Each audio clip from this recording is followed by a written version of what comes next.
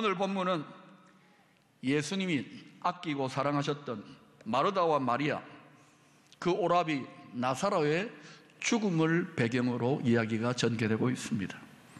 17절에 그 상황이 이렇게 소개되고 있네요. 예수께서 와서 보시니 나사로가 무덤에 있은지 이미 나으리라. 39절에 보면 이 죽은 나사로의 누이 마르다가 이렇게 탄식하고 있습니다. 그 죽은 자의 누이 마르다가 이르되 주여, 죽은 지가 나흘이 되었음에 벌써 냄새가 나나이다. 무슨 냄새 같아요? 한마디로 말하면 완전히 죽어서 시신이 썩는 냄새가 나는 그런 상황이 되었다는 것입니다. 완전한 절망. 이런 상황에서 무슨 희망을 기대할 수 있겠습니까? 그런데 요한복음 11장 앞부분에서 병든 나사로, 사랑하는 오라비를 살려달라고 마르다와 마리아가 사람들을 예수님께 보내어서 간청을 합니다. 그때 주님께서 이렇게 대답하셨습니다. 이 병은 죽을 병이 아니라 하나님의 영광을 위함이요.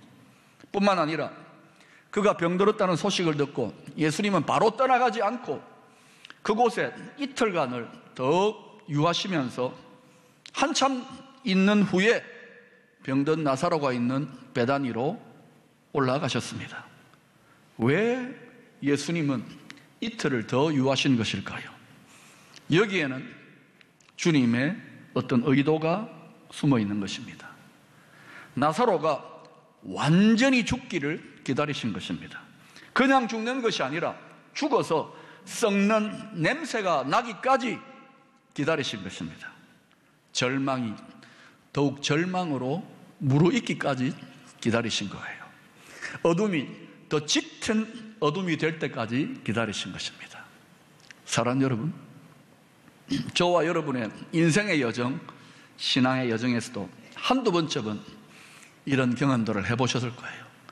아무리 애를 쓰고 기도하고 몸부림을 쳐도 절망이 더 깊어져 갑니다. 어둠이 더 깊어져 갑니다. 이제는 끝장났다 싶을 때가 있을 것입니다. 그런데 여러분, 이런 상황에서 다시 살아나야 하나님께 더 큰 영광이 되지 않겠습니까? 주님이 이틀을 더 유하셨다. 주님이 여러분의 절망이 무르익을 때까지, 여러분의 방황과 침체와 어둠이 더 무르익을 때까지 의도적으로 기다리시는 것은 더 크게 영광을 거두시고자. 그러나 끝까지 믿는 자, 믿는 자는 하나님의 영광을 보게 될 것입니다. 21절에서 뒤늦게 도착하신 예수님을 맞이하러 마르다가 나가서 했던 말이 이랬습니다. 주께서 여기 계셨더라면 내 오라버니가 죽지 아니하였겠나이다. 이 말은 절반은 원망이고 절반은 믿음의 말입니다. 그러자 주님께서 분명하게 말씀하십니다. 내 오라비가 다시 살아나리라. 그러자 마르다가 이렇게 대답합니다. 마지막 날 부활 때에는 다시 살아날 줄을 내가 아나이다. 지금 마르다가 말하고 있는 이 부활은 예수님이 말하고 있는 부활, 아니 우리 기독교 신앙에서 믿고 있는 부활과는 다소 차이가 있습니다.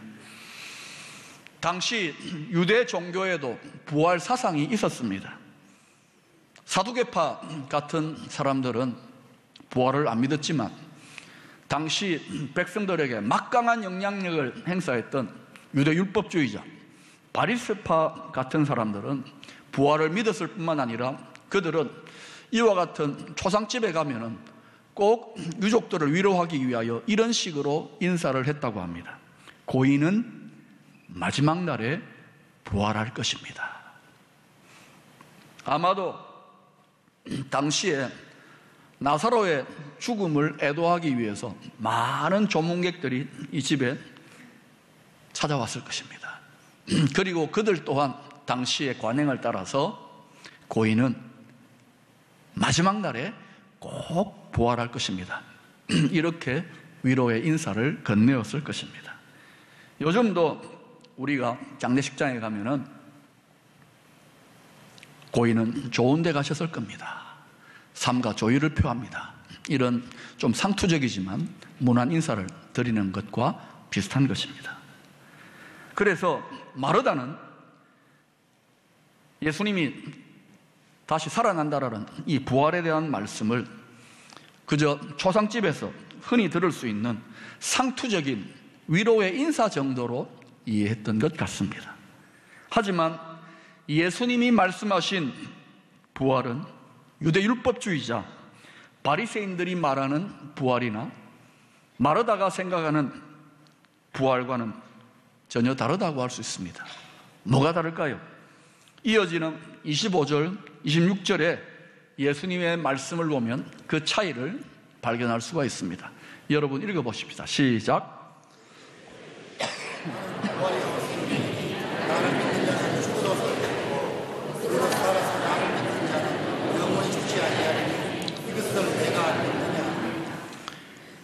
유대교가 말하는 부활은 유대인이나 이방인으로 개종한 사람들이 할례를 받고 율법을 잘 지키는 삶을 살면 부활한다고 믿는 사상입니다.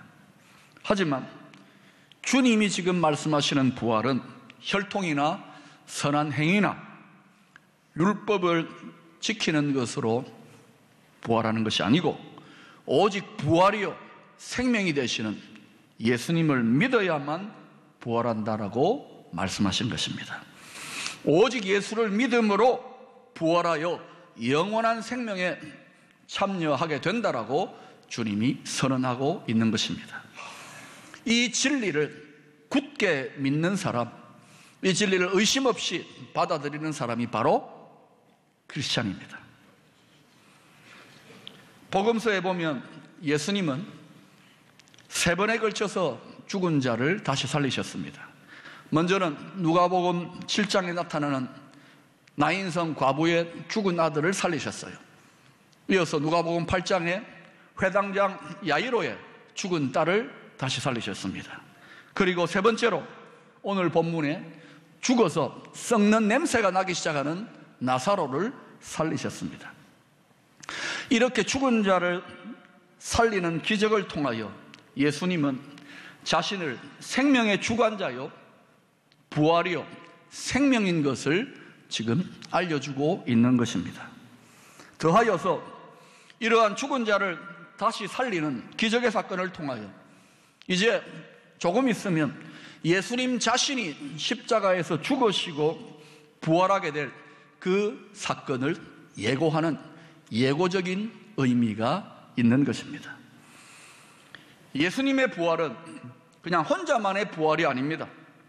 예수님의 부활은 그를 믿는 모든 자들을 위한 부활의 첫 열매요 보증이 되는 것입니다.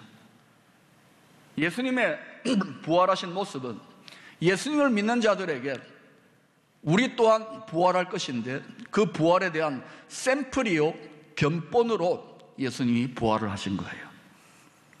예수님의 부활을 믿는 성도들은 약하고 병들기 쉬운 우리 육체의 생명이 그저 더 연장되는 그런 의미의 불완전한 부활에 참여하는 것이 아닙니다.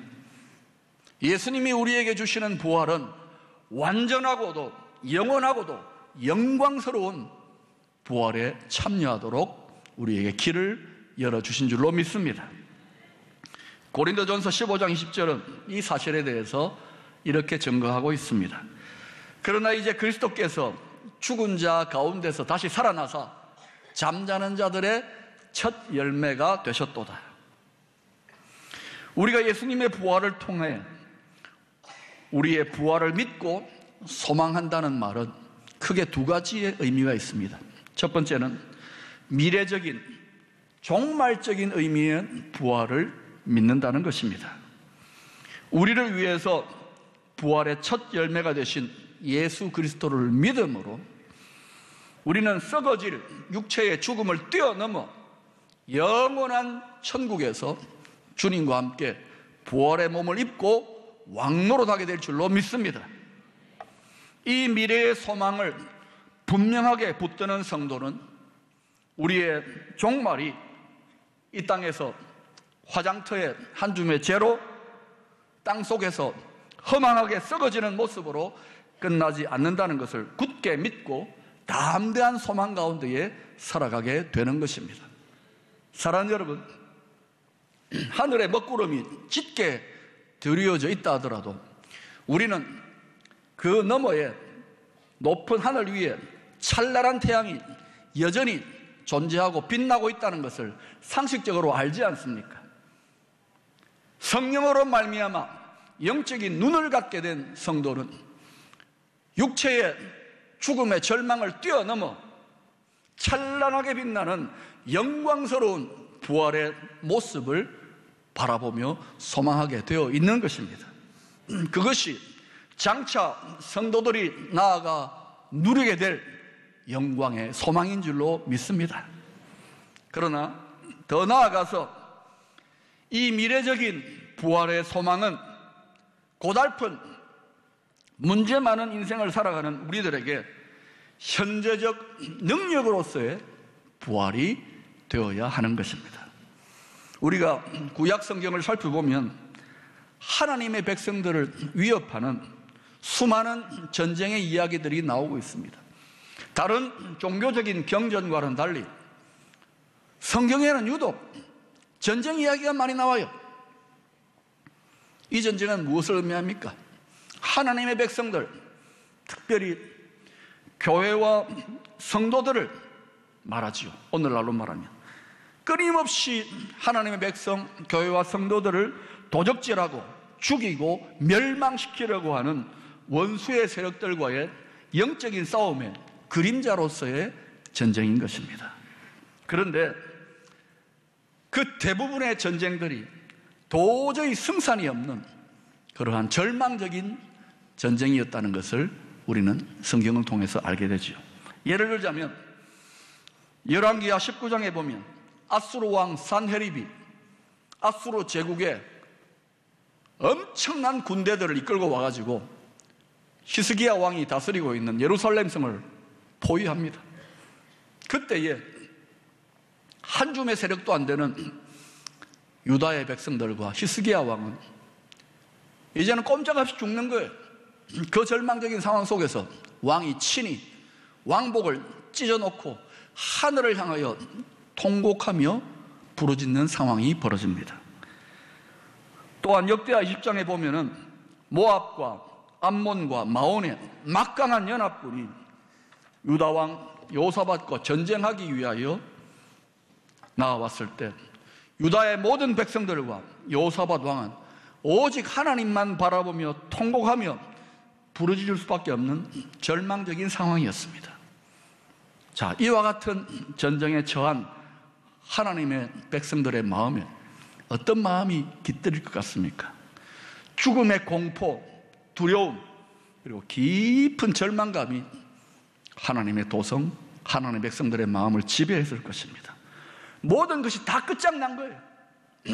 썩어서 냄새가 나는 지경이 되어버린 것입니다. 어때요? 21세기 이 시대를 살아가는 하나님의 백성된 저와 여러분의 삶의 여정 속에서도 이런 두려움과 절망의 벽에 부딪힐 때가 있지 않습니까? 모든 것이 끝장났다. 이제는 죽을 것 같다. 성도들도 그렇게 탄식한단 말입니다. 그런데 바로 그와 같은 깊은 사망의 절망의 골짜기에서 구약의 하나님의 백성들이 힘을 다하여 기도하며 바라보았던 분이 있습니다. 바로 여호와 하나님이었습니다. 하나님 아버지를 바라보았던 거예요. 그때마다 하나님 아버지는 그 자녀들, 그 백성들의 믿음의 기도를 따라 놀라운 역전의 승리를 주셨던 것을 우리는 성경을 통하여 확인하게 됩니다. 구약의 역사 속에서 하나님의 백성들에게 임한 죽음의 공포와 절망을 이기는 이러한 역전의 승리와 능력은 바로 신약에서 부활하신 예수 그리스도를 믿는 성도들 속에, 그 심령 속에 현재적으로 역사하는 부활의 능력의 그림자였던 것입니다. 여러분, 지금 한국 땅에 죽음의 공포의 그림자가 짙게 드리워져 있습니다. 놀라운 사실은 한국 사람들만 빼놓고 전 세계가 다 걱정하고 있습니다. 여러분, 얼마나 우리나라 백성들이 믿음이 좋고 배짱이 좋은지 몰라요. 그런데 여러분, 지금 이 현실 속에 짙게 드리워진, 까딱 잘못하면 한반도가 초토화되는 이 죽음의 어둠의 빛을 어떻게 물리칠 수가 있습니까? 핵폭탄으로? 미국의 막강한 군사력으로? 아니올시다. 한국 교회와 성도들이 진정으로 하나님의 현재적 부활의 능력을 나타내 보일 수만 있다면, 영광의 빛을 나타내 보일 수만 있다면, 그 죽음의 어둠의 그림자는 물러가게 될 줄로 믿습니다.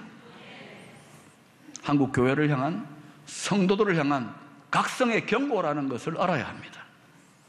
그렇다면 이 부활의 현재적 능력을 우리가 어떻게 체험하고 어떻게 계속 부활의 능력 가운데 살아갈 수가 있을까요? 사랑하는 여러분, 부활의 능력이 나타나기 전에 예수님이 무엇을 통과했습니까? 십자가의 죽음을 통과했습니다. 하나님의 백성들이 사면 초가의 절망의 죽음의 상황을 통과했을 때에 역전하는 놀라운 승리의 능력이 나타나는 것과 같은 이치입니다. 십자가의 죽음 뒤에 현재적 부활의 능력이 나타나게 되는 것입니다. 십자가의 죽음을 통하여 부활의 능력이 임하는 것입니다. 여기에 진리가 있습니다.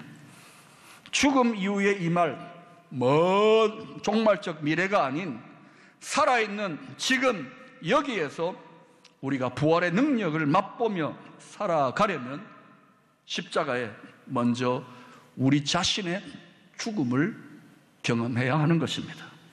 그때 예수 그리스도의 부활의 능력이 우리의 현재적 삶에 나타나게 되어 있습니다.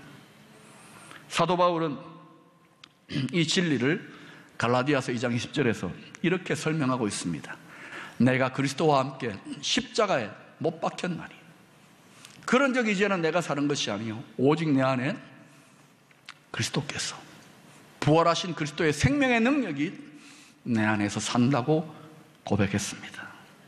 또한 고린도후서 4장 11절도 그 진리를 이렇게 설명합니다. 우리 살아있는 자가 항상 예수를 위하여 죽음에 넘겨지면 먼저 십자가에 못 박혀 죽는 거예요. 예수의 생명, 예수 부활의 현재적 능력이 또한 우리 죽을 육체, 썩을 육체에 나타나게 하려 함이니라. 바울은 십자가를 통하여 부활의 현재적 능력을 덧입는 삶을 살 수 있다는 사실을 깊이 깨달았습니다. 그래서 바울은 예수 부활의 능력으로 날마다 살아가고자 나는 날마다 죽노라, 그 라이프 스타일을 선택한 것입니다. 왜 주님께서 저와 여러분, 주를 믿는 자들에게, 제자들에게 날마다 자기 십자가를 지고 나를 따라오라고 그렇게 말씀하실까요? 우리가 즐겁고 편안하고 행복하게 사는 꼴을 못 봐서요? 아니올시다. 날마다 자기를 높이고 하나님을 떠나려는 자기의 죄성과 욕심을 십자가에 못 박을 때에 우리의 삶 속에 부활의 현재적 능력이 나타날 수 있기 때문에 자기 십자가를 지고 나를 따라오라는 거예요. 우리가 받는 경건의 훈련, 신앙 훈련의 핵심이 어디에 있습니까? 그 핵심은 결국은 날마다 자신을 십자가에 못 박는 훈련입니다. 자신의 욕심과 죄성을 죽이는 훈련입니다. 그리하면 교회를 넘어서서 우리 일상의 모든 삶의 영역들, 치열한 생존의 전쟁터인 직장에서, 가정에서, 학교에서 부활의 현재적 능력이 나타나게 되어 있습니다. 믿는 자 안에서 솟아나는 이 현재적 부활의 능력으로 말미암아 죄와 죽음과 두려움과 절망이 가득한 이 세상 속에서 놀라운 승리와 형통을 경험하게 되는 것입니다.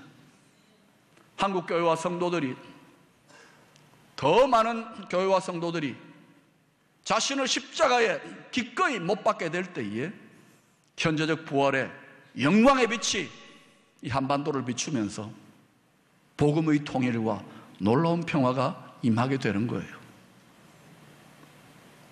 경건의 훈련, 신앙훈련의 목표는 잠깐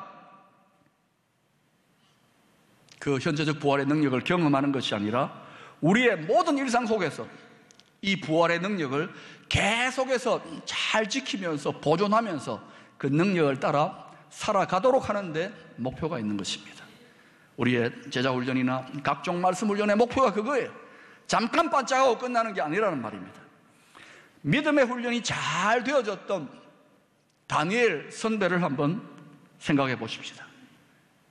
그는 적대적인 우상 숭배의 제국의 한복판에서도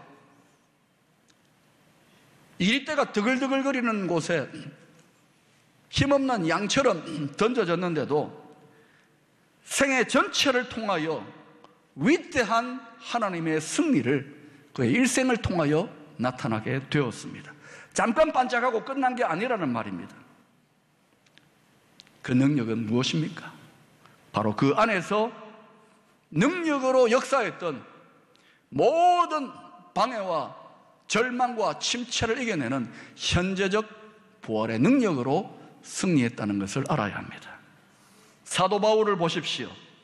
건강의 연약함, 수많은 반대와 계속 이어지는 고난, 심지어 살 소망까지 끊어지게 만드는 깊고 깊은 영적인 침체, 이 모든 것을 이기고 그가 끝까지 그를 부르신 하나님의 사명을 다 이룰 수 있었던 그 능력은 그의 심령 안에서 계속해서 역사했던 현재적 부활의 능력인 줄로 믿습니다. 예수님의 부활을 목격하고 부활하신 예수님을 40일 동안 그분으로부터 친히 가르침을 받았던 제자들이지만 그들의 부활의 믿음은 자신들의 처해 있는 절망적이고 암담한 현실을 뚫어낼 힘이 전혀 없었습니다. 그냥 예수님의 부활을 인정하고 동의하는 수준의 관념적인 지식적인 수준의 부활신앙이었다 이것이죠.